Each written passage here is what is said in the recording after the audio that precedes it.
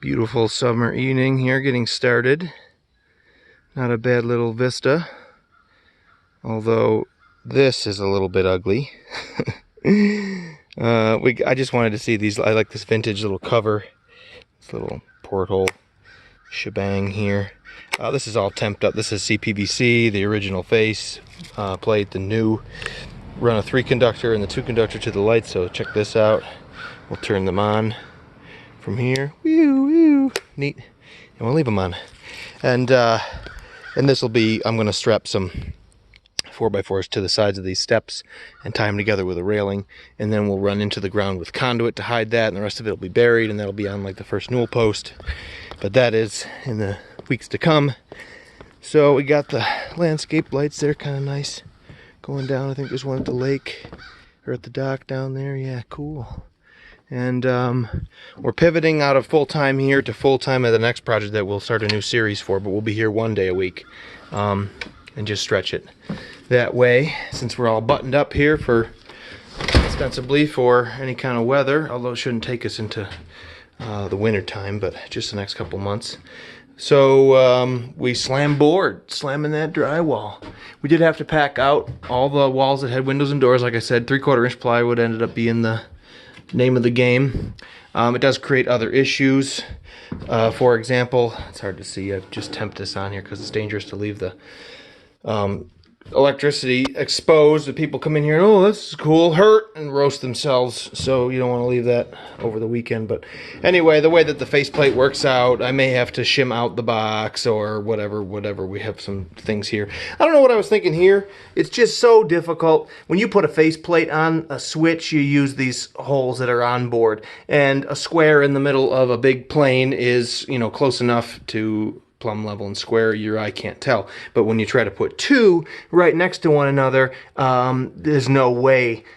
I'd have to be incredibly pay a ton of attention here, far more than necessary, really, to get that to work out. So long story short, what are we gonna, oh, also this has there's nothing supporting this guy in the middle, and it's just bad practice. So we're gonna get a 4-gang box all in one. We'll pick a side, left or right, and we'll just migrate this stuff into one single unit, and then when the faceplate goes on that, it'll look real nice. So we have a little adjustment to make there. Perhaps we'll move the box out. We took this vent up through the top plate so that it's sticking up here, but it's just going to be right in the valley outside. It ends up right in the valley, which has flashing, not shingles. It's just a bad news. You'd never, and the piece that the bezel you put around it has a flat surface.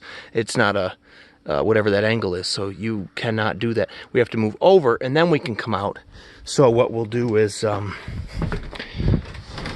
since we're up there now, actually we won't move over, my bad. We're going to do a 45, which works out because this pitch of this roof is about a 12-12, so we'll 45 toward us and run along the surface of the roof 6 or 8 inches, and then we'll 45 and go straight up again, and that'll move us away from that valley. So we're going to fire around there and then put this piece in, which has already been made, and then this piece will go in once I figure out what I want to do with this panel.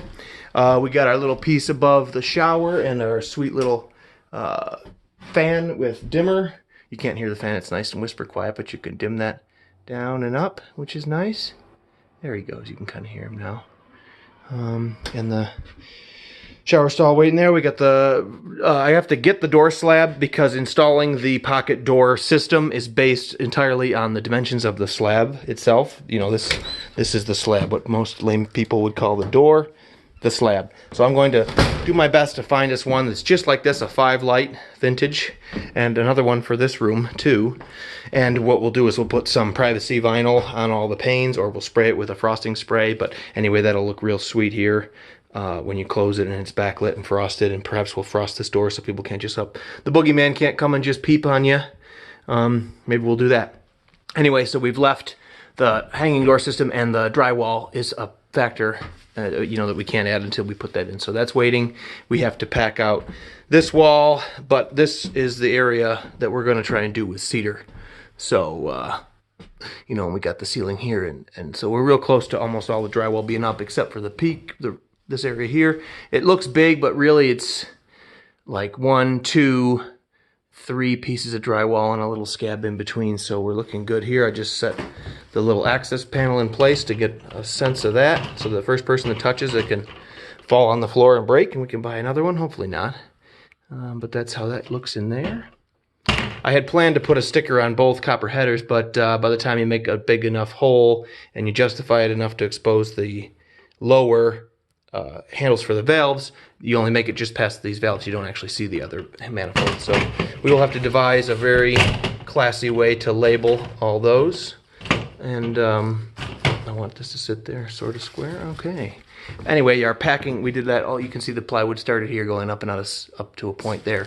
But that's getting us out. This is loose, but that's getting us out to where we want to be with drywall. You want to be flush with your jams. And we've got our range hood and electricity for that started.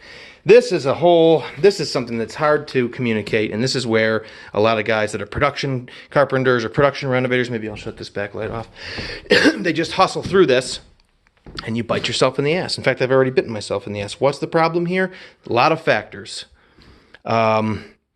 In the end, this wall is supposed to be drywall, and there's lower kitchen cabinets here, and this wall is going to be more of that cedar. And ideally, you don't put the cedar in and then take the drywall over to it, and then have this is the sort of edge of drywall that you know, this is an unfinished edge. You don't want that. What you normally do is you take the drywall for a butt and pass. You pass with the drywall, and the lumber comes in butts because you put a smooth, perfect, fresh end with a miter saw each time you put a course in, and you take them over and stop, and that gives you that modern, super clean, no inside corner trim look. Yeah, well, if I take the drywall all the way over, because I had to add the plywood to this wall, there isn't much left of a return, so I'd have to stick a scab block onto this here, so that when the drywall goes all the way over, when I come back to do the lumber, the end of the lumber has something to catch and be nailed to, although a few of these courses are going to wind up right on those double protection plates, and I won't be able to nail that cedar on there, and I obviously don't want to waste a bunch of cedar getting all the way up past the cabinets, so I picked some plywood here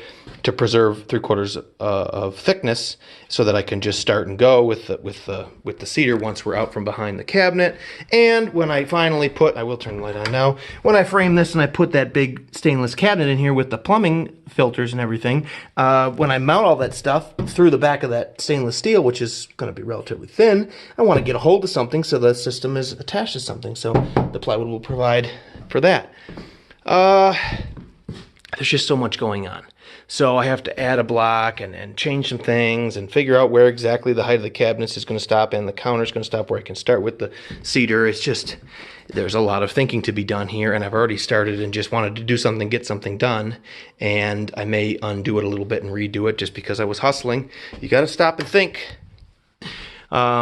It's certainly not a big issue, but I just wanted to talk about those scenarios when they come up a little bit. So we've obviously cleaned up, vacuumed, organized, got ourselves a new garbage, because it's going to be a little bit, a week or two until we're back here to start again. So stacked up all the material, consolidated usable stuff, chucked the rest of the stuff that wasn't usable, and we've packed out, on the outside looking in.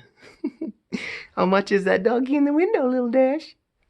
Anyway, we've left some things. We've left all the important paperwork and tools that will be necessary to move forward, the drywall stuff and hardware and plumbing and electricity stuff. But we've taken the demolition stuff, and I'll show you in a new series what we're smashing on starting next week. And this is fairly straightforward in here. It's just fit drywall to these places, and that'll go in a matter of an hour. And reattach this. Oh, check it out, those landscape lights. Remember those? Check out this. Oh, it'll be cool if I remember which switch it is. Nope, and it's this one on the left. There you go. You can turn them on and off from inside, and you can turn them on and off from outside. That's for the sconce out there. So, we're pausing for now, although we will pick up and move along each day that we're here, of course. But we're going to start smashing on something else, and then we'll come back, and you'll probably check this out when we're doing things like throwing mud up, and we've worked out and started to hang some cedar and do some cedar in here. Shower will be in here most likely, and maybe we'll have some cabinets sitting in place and stuff like that. So for now, it's been a 5-day week, and I do 4 10s, so it's been a 5 10s week. It's been a long week, and it's time to continue to work and take all those tools to the new site and set them all up in place, and then take the truck and park it, and then maybe I can put my feet up. But this is how it goes. really loving this. Maybe I'll sneak upstairs since I have a couple minutes left in this video and look down on everything before it runs out. If it cuts me off, we'll see ya. But this is fun. Yeah, cool. Cool. Here's our fixtures here. Cool. Okay, everybody, thanks for watching. We'll see ya.